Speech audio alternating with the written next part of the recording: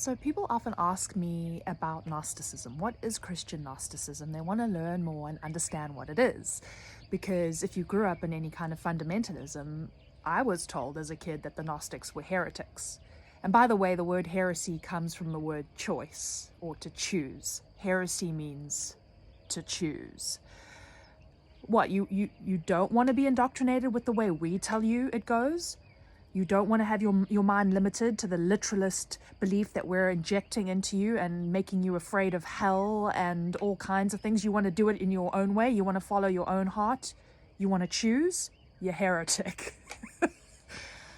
Oh, what a world. Anyway, so the fundamental differences in Gnostic Christianity, which is early Christianity, and it's Shamanic Christianity. So the first and most primary difference is that the Gnostics acknowledge and love and are connected to Sophia. And Sophia is the Holy Mother.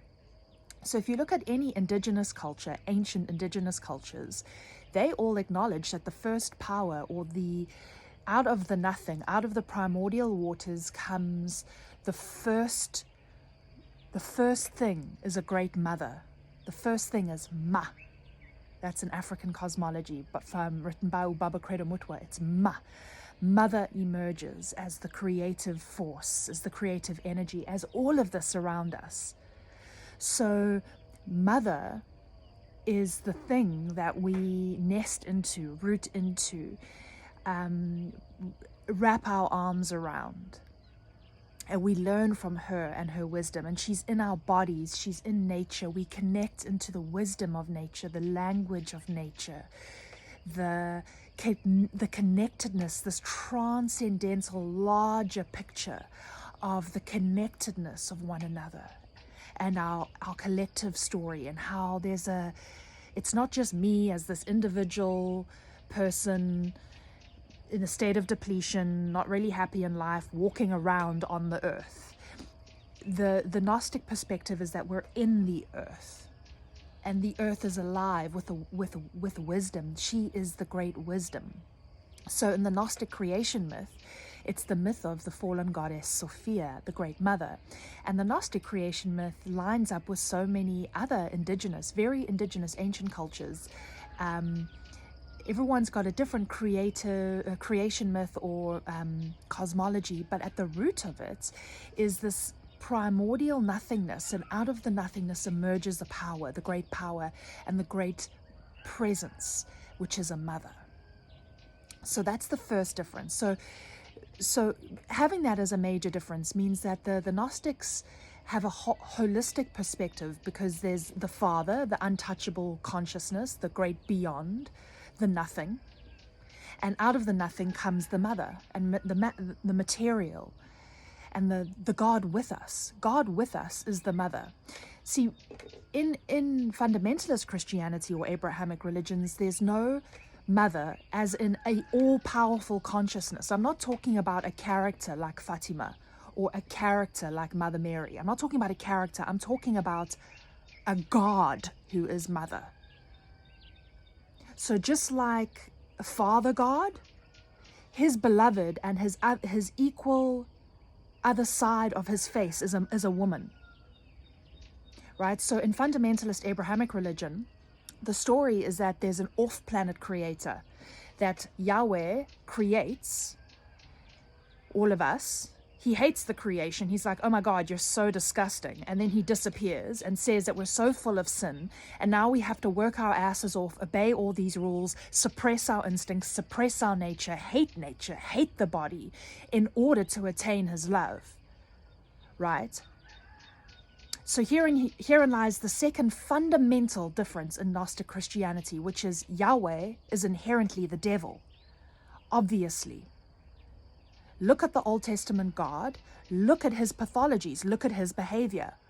He's a narcissist. He love bombs with all this affection and flattery, and you're my chosen, you're the best. And then the next minute he has divine rage, divine vengeance. He hates us. He can't look at us. He's disgusted by us. Right? So the personality profile of Yahweh, and the fact that he even has a personality profile, means that he's not God. And the fact that he exists as this very tyrannical character, and there's no mother, the mother's been suppressed. Like I said, there is no mother God, there's no Sophia, she's been taken out of the story. So that is a fundamental problem. That's why the Gnostic Christians were like, well, inherently that means that Yahweh is the devil, because there's an inversion going on. You've demonized the mother principle of God. You've demonized the feminine. You've demonized the tree. You've demonized the holy serpent, Kundalini, life force energy, and how to work with that energy. Because when you understand the mother and you love the mother, then you accept all of yourself. You understand that creation is perfect in its imperfection. That here I am in my messiness, trying and loving myself through my authentic journey in this life. I don't have to arrive perfectly with all these behavioral codes. See, Yahweh puts all the behavioral codes on us, and he hates us. He can't look at us unless we arrive perfect.